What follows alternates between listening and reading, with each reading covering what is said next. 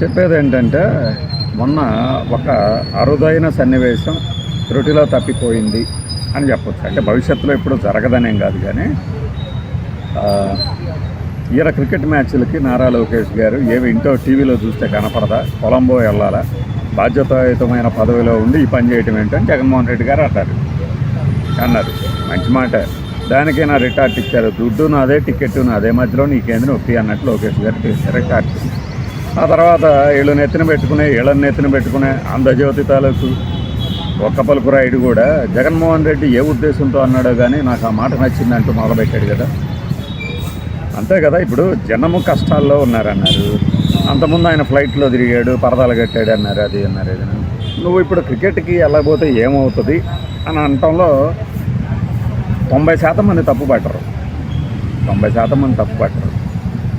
దాని కొనసాగింపుగా నేను నా సొంత డబ్బులతో వెళ్తున్నాను, అవసరమైతే పులివెందుల ఎమ్మెల్యేని కూడా రమ్మనండి, ఆయనకి టికెట్ తీస్తా, T20 వరల్డ్ కప్ ఫైనల్కి కనుక వెళ్తే ఖచ్చితంగా వెళ్తా, నేను ఆయనకి టికెట్ తీస్తా అన్నాడు. ఫైన్.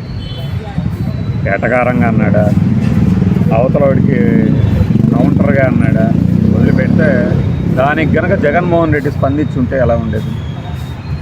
కేసు లోకేష్ నేను వస్తున్నాను, నాకు టికెట్ తీ అంటే ఎలా ఉంటుంది? జస్ట్ ఊహించుకోండి ఎలా ఉండేది. వాళ్ళిద్దరే కనుక అంటే నాకు అది అనిపించగానే ఎలా ఉందంటే, రామ్ గోపాల్ వర్మ ఒక 2 తొక్కలో సినిమాలు తీశాడు కదా, అమ్మరాజ్యంలో కడప పెట్టలు అని.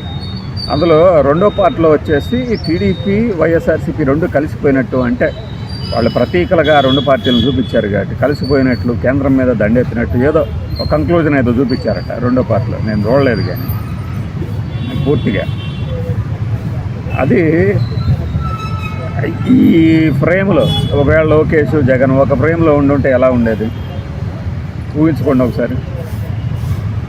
నువ్వు మరీ ఎక్కువ చెప్తావు, నీకు పని పాట లేదు, లేదా అసలు జరగదు అనే వాళ్ళకి జరగదు అని మీరు ఎట్లా చెప్తారు? ఏం వాళ్ళేం ఖర్చులు పెట్టి పొడుచుకోవాలా? నేనైతే అలా ఉండకూడదు. నిజంగానే కనుక ఈ ఇద్దరు కనుక కలిసి ఉంటే, కలిసి కనపడితే ఎలా ఉండేది?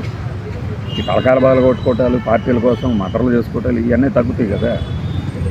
చెత్తగరవలు ఊళ్ళో చెత్త అంతా చేసుకుంటే పక్కన పోతాం, అది ఆ చెత్తలోనే కొట్టుకుపోతాడు, అది వేరే విషయం. అంటే మినిమం సెన్స్ లేని యదవలోకాల జనాలు అన్నమాట. వీళ్ళకి మనం ఈ పొలిటీషియన్లు, సెలబ్రిటీలు ఆదర్శంగా ఉన్నారనుకోండి, కాస్త తగ్గుతారు కదా. ఒకళ్ళన్నా మారితే చాలు కదా. ఇప్పుడు ఈ ఇద్దరు కనుక ఒక ఫ్రేమ్లో ఉంటే ఏమవుతుంది? ఆ తర్వాత ఏమవుద్ది, మళ్ళీ తర్వాత ఏమవుద్ది అనేది పక్కన పెట్టండి. ఇప్పుడు ఫస్ట్ టైము ఎమ్మెల్సీలో ఈయన ఉన్నప్పుడు, మెంబర్గా ఉన్నప్పుడు లోకేష్ గారు, ప్రతిపక్ష నేతగా జగన్మోహన్ రెడ్డి ఉన్నారు. ఆ సమయంలో ఎలా ఉన్నారు? ఆ తర్వాత ఈయన ముఖ్యమంత్రిగా ఉన్నప్పుడు జగన్మోహన్ రెడ్డి గారు, లోకేష్ గారు ఎమ్మెల్సీగా ఉన్నారు. అప్పుడు బాగా లావుగా ఉండేవాళ్ళు. మొదటిసారి ఈయన సభకి వెళ్ళినప్పుడు ఆ విజువల్ ట్రై చేస్తానే వేద్దామని దండం పెట్టుకుంటా వెళ్తుంటే మాణిక్య వరప్రసాద్ ఏమో పరిగెత్తుకుంటూ వచ్చి వాటేసుకున్నాడు. చూడొచ్చు మీరు. లోకేష్ గారేమో ఎలా స్పందించాలి ఏంటి అన్నట్లు. అక్కడ యనమల రామకృష్ణుడు గారు కూడా ఉన్నట్టు గుర్తు నాకు. ఆ స్పందనలు ఎలా ఉన్నాయి? దాని తర్వాత కూడా లోకేష్ పాదయాత్ర మొదలుపెట్టినప్పుడు కూడా మధ్యలో కొన్నిసార్లు బ్రదర్ ఎందుకు బ్రదర్, నువ్వు నా గొంతు నొక్కలేవు బ్రదర్ అంటూ కొన్ని మాటలు కూడా మాట్లాడాడు. ఆ తర్వాత కదా, 2024 తర్వాత కదా, ఈయన కూడా చాలా రింగ్ మాస్టరు, మాస్ లీడరు అంటూ డైలాగులు కొట్టుకుంటూ తిరుగుతూ, ఇప్పుడేమో మినిస్టర్ హోదాలో రెడ్ బుక్ రాజ్యాంగాన్ని అమలు చేస్తున్నారనే విమర్శలు ఎదుర్కొంటూ ఉన్నది. ఒకవేళ ఆయన గనక నేను టికెట్ తీస్తా అంటే ఎస్ నేను వస్తున్నాను అని కనుక అన్నట్టయితే ఎలా ఉండేది? ఊహించుకోండి. అదే వీళ్ళేమో అంటే దీన్ని కొద్దిగా రివర్స్లో, ఇందాక నేను చెప్పిన దానికి కొద్దిగా రివర్స్లో మనం పార్టీ లీడర్లుగా మనం బాగానే ఉంటాము. కక్ష సాధింపు అంటే జరుగుతాయి, కానీ ఇన్ని రోజులు మన పార్టీల కోసం తలకాయల బదులు కొట్టుకున్న వాళ్ళు ఈ రోజున మనము ఏదో తాత్కాలికంగా జనం కోసమే ఊరక అలా కనపడినా వాళ్ళ ఫీలింగ్ ఎలా ఉంటుందని కూడా వెళ్ళకపోవచ్చు. ఇవన్నీ జరుగుతాయని కాదు నేను చెప్పేది, జస్ట్ ఒక ఇమాజినేషన్. మరి పార్టీల కోసం నిజంగా జనాలు చచ్చిపోవాలా, కొట్టుకుంటూనే ఉండాలా? దీనికి అసలు ఎక్కడ బీజం ప్రారంభమైంది? రాజశేఖర రెడ్డి గారి హయాంలో తీవ్రమైన పదజాలంతో విరుచుకుపడ్డా కూడా రెండు పక్షాల్లో శత్రువులు అయితే కాదు, కలిసి కూర్చునేవాళ్ళు, పక్కన మాట్లాడుకునేవాళ్ళు, నవ్వుకునేవాళ్ళు సెటైరికల్గా. కానీ ఆయన మరణం తర్వాత జరిగిన పరిణామమే కదా దీనికి బీజం వేసింది. జగన్మోహన్ రెడ్డిని బొక్కలో ఏడ్చాలని చెప్పేసి కాంగ్రెస్ అప్పడబెట్టేస్తే పెంట శంకర్రావు, ఈ అశోక్ గజపతిరాజు, ఎర్రనాయుడు ఇంప్లీడ్ అవటం. అందులో పెంట శంకర్రావు కదా ఏడ్చింది. ఆయన తర్వాత చాలాసార్లు చెప్పాడు కదా, ఇప్పటికీ బతికే ఉన్నాడు, చాలాసార్లు చెప్పాడు కదా, కాంగ్రెస్ హైకమాండ్ సోనియా గాంధీ వాళ్ళు చెప్తేనే వేసాం మేము అని చెప్పి జైల్లో వేశారు. దాన్ని నేను ఎందుకు ఊరుకుంటాడు? ఆయన వయసు, ఆయన పొగరు, ఆయన విగరు ఎందుకు ఊరుకోనిస్తుంది? నన్ను జైల్లో వేయించారు వీళ్ళు.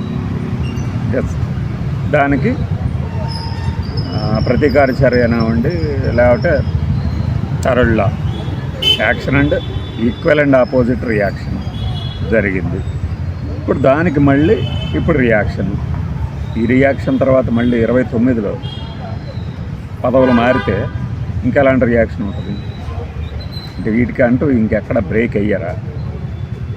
వీళ్ళు ఇలా ఒకళ్ళు వేసేసుకుంటే వాళ్ళ కోసం మేము ఆ టీడీపీలో వాళ్ళు, వైఎస్ఆర్సీపీలో వాళ్ళు తలకాయల బదులు కొట్టుకుంటూనే ఉండాలి. ఇప్పుడు ఎందుకు చేయాలి? ఆయన వంగవేటి రంగా గారి కొడుకు, ఆయనకి హఠాత్తుగా జ్ఞానోదయం అయినప్పుడు తెలుగుదేశం పార్టీలో జాయిన్ అవుతూ, అసలు నిజమే కదా ఎప్పుడో ఏదో జరిగిందని చెప్పేసి దానికి కారణం ఆ పార్టీనే అని చెప్పేసి ఆ పార్టీని బాధితుడిగా చేస్తూ ఎన్నాళ్ళు మనం ఇలా కొట్టుకుంటూ ఉండాలి అని నేను జాగ్రత్తనా అని చెప్పి ఆవిడ ఊహించాడు. అప్పుడు వైఎస్ఆర్సీపీ ఈ కాంగ్రెస్లో ఉన్న రంగా కొడుకు వైఎస్ఆర్సీపీలో చేరి ఆ తర్వాత టీడీపీలోకి వెళ్ళి జాయిన్ అవుతాడని ఊహించారు ఎవరైనా?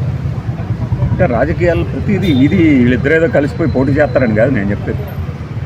అదే జరిగినప్పుడు ఇక్కడ కేవలము రాజకీయ ప్రత్యర్థులు కక్షపూరిత రాజకీయాలు చేసుకుంటూ జైల్లో పడిన వీళ్ళు, జైల్లో పరస్పరం వేయించుకున్న వీళ్ళు ఎందుకు ఒక చిన్న సంకేతం ఇవ్వకూడదు?